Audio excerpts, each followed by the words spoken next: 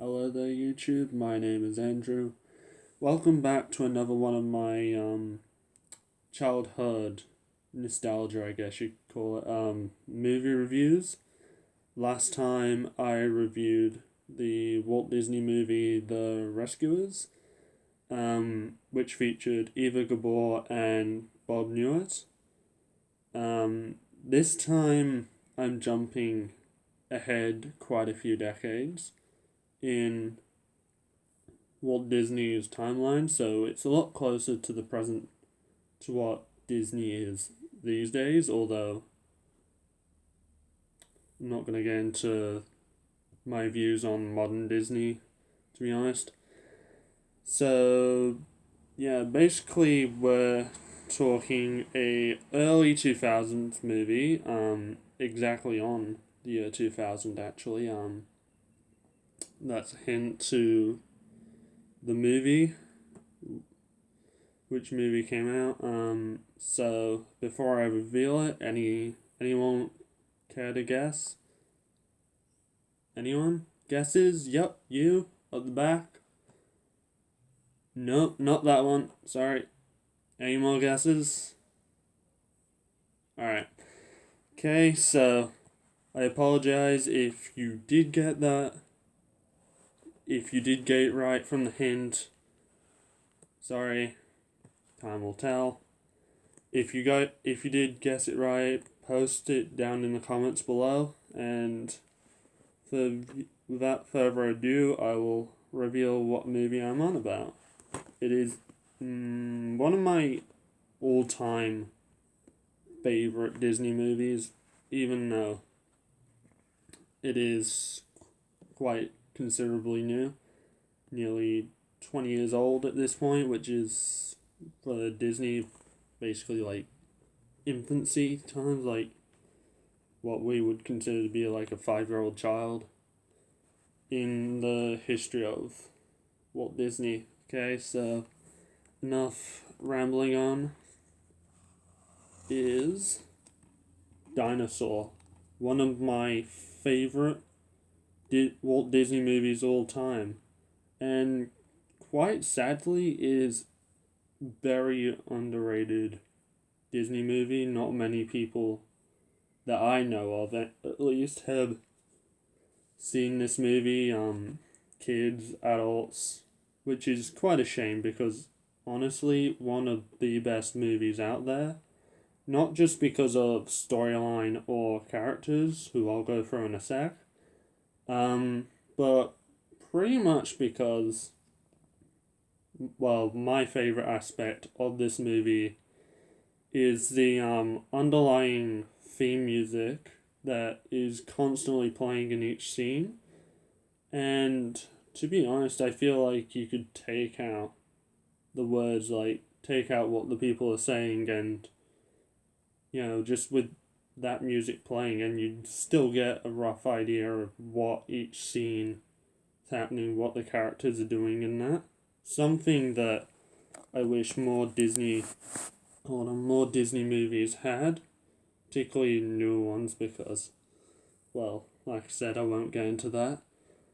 But anyways, so the story is basically about this dinosaur, obviously, roll credits, called Aldar. He is an iguanodon, although he is not referred to as an iguanodon in the movie. However, that is his type of dinosaur species, and he is played by David Bernard Sweeney. He is, who also features in Brother Bear as Sidka. I'll make sure to do another review on that soon. Yeah, so basically the storyline is about Aldar. It's about Aldar's life, basically. Well, not his entire life, because you don't see everything he does. Like, movie starts off with him being an egg in in some, like, I suppose you could call it, like, forest area. The movie doesn't particularly explain that because that's just the intro part. So you see him first of all as an egg, and then his family gets attacked by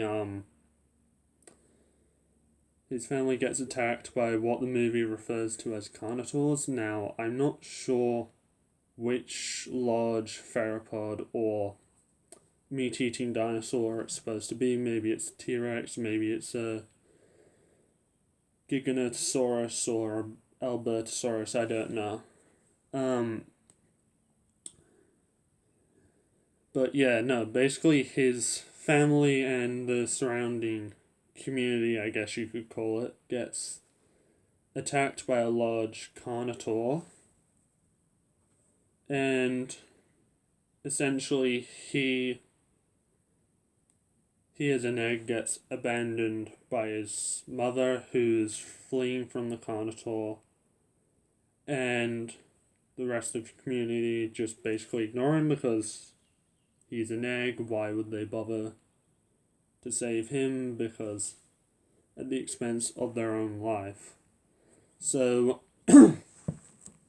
essentially, some small egg stealing dinosaur.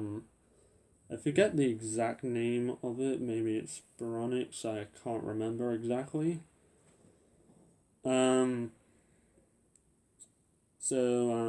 Anyways, it gets stolen, and basically the egg thief tries to crack the egg open so he can get to the baby dinosaur Aldar. Sorry. Inside of that egg, however, another one of its species came along and basically tried to steal it off it. They fight over the egg for a few seconds before it gets basically like accidentally thrown into a river off because they're fighting over it on a huge cliff. They are, and basically they give up. So they give up looking for that, and then basically it just goes for the egg basically goes for a wild ride down waterfall, through a river until it's basically picked up by a flying reptile known as Pteranodon. Any of you don't know dinosaurs, they're basically a type of, I suppose you could call, like, winged reptile or bird-like type of dinosaur. So yeah, it gets picked up by that, and essentially it just flies around for a while, and then as it's trying to drop the egg off to its babies, because it obviously thinks that it's some sort of heavy fish and it's going to feed its young, it gets intercepted by a couple of smaller flying reptiles. I can't remember exactly which ones they are. So yeah, it gets dropped into onto a remote island, which is sorry, sore throat at the moment. So yeah, it gets dropped onto this island that's full of lemurs. Yes, lemurs existed even with the dinosaurs. Who are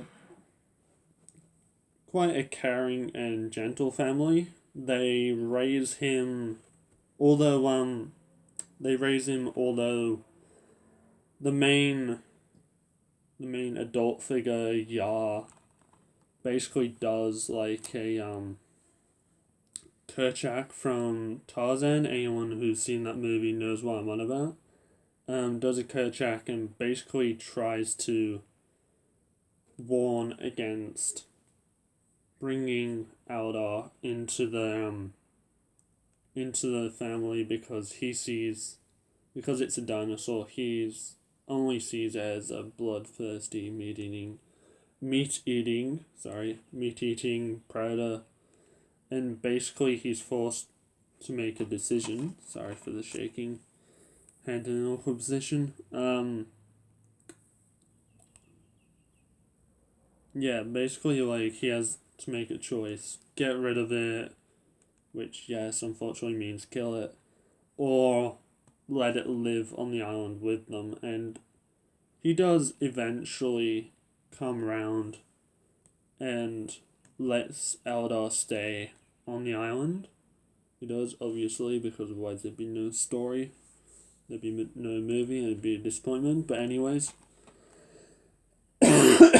that aside, basically you cut across to, like, I'm guessing in real life would be only a couple of years time, like, say 3-4 years. Aldar's now an adult living on the island and essentially, yeah, just lives with the lemurs, does whatever they do, tries to pretty much just fit in basically as best he can. He plays around with the little kids, Zinni,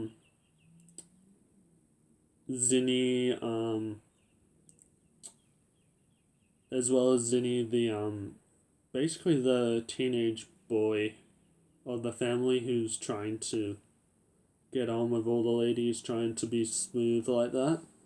So, until one day when this giant meteorite basically smashes into the mainland, which, you know, has a aftershock effect on the island, basically destroying the island and forcing Aldar and Nat to leave the island. Something they've never done before. So yeah, they're pretty much left alone on this shore whilst their home is burning up before their eyes, and they've got to essentially move on.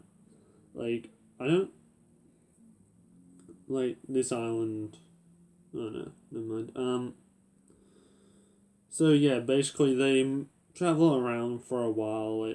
Movie never really tells you whether or not it's the next day or a few months later or whatever.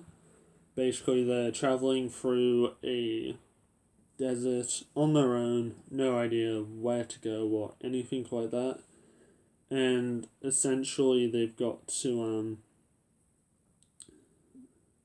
essentially they run into this group of, I think they're supposed to be velociraptors. I can't remember the velociraptors or consignasis.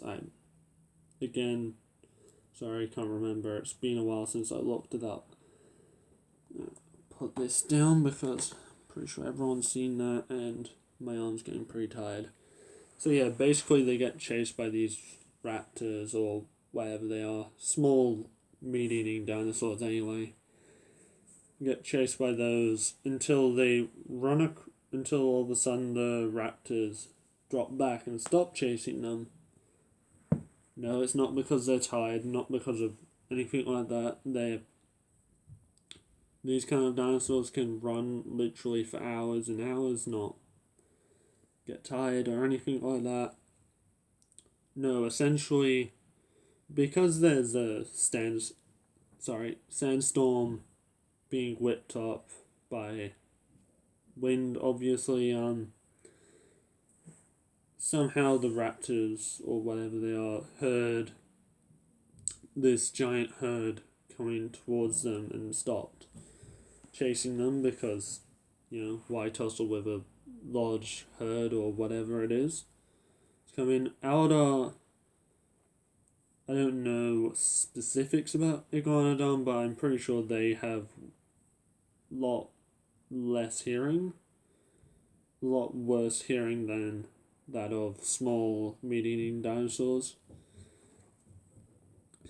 And so, yeah, basically he gets nearly trampled by this oncoming male iguanodon called Crone, who's essentially what you would call the main antagonist of the movie, apart from the Carnotaurs, as he is basically the leader of this giant multi-species dinosaur herd.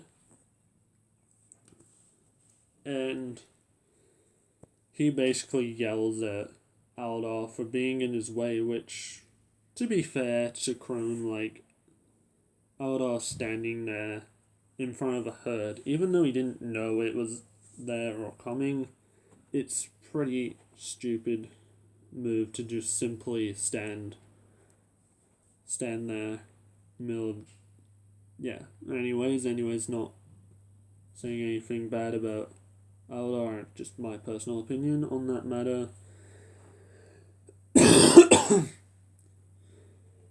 Basically, yeah.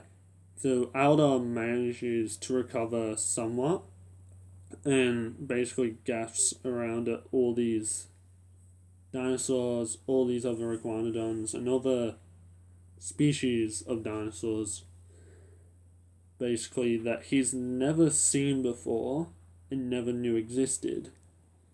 And so essentially he finds himself at the back of the herd,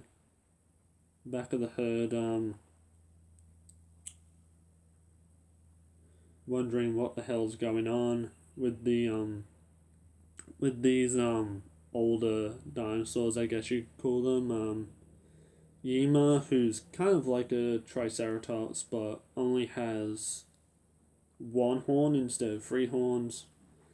I forget precisely what the dinosaur species name is, but and then there's Earl, who's basically like the dog of the group, who doesn't say anything and he's just like there to be like, like for companionship, and that he's not really there for any other purpose. Basically, he's basically what you would consider to be the dog of the group, even though he's still a dinosaur. He's an ankylosaur, or as I love to call them, the clubtail, because, well, let's face it, they have a giant, I think it's 12 or 24 inch thick 12 or 24 inch thick club on the end of their tail, which they would use for weapons and defense, basically. Then you've got Yima, who is a Diplodocus, basically giant. Basically, like anyone who's seen Jurassic Park, the first dinosaur that Alan Grant and that run into when they reach the island, those giant, long-necked, four-legged, basically like super animals, super dinosaurs, whatever the hell you want to call them.